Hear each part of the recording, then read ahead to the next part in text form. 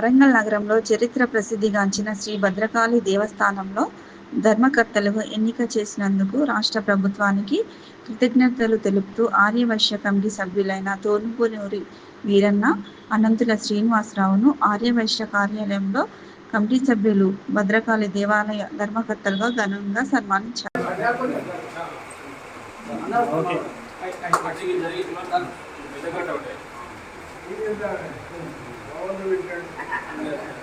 Sir ఇప్పుడు దండ పట్టుకోండి సార్. మీరు ఇటు పట్టు.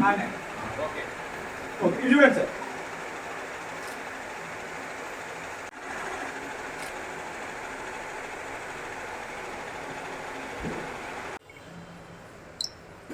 ఓకేనా సార్? ఓకే. జై వాసవి.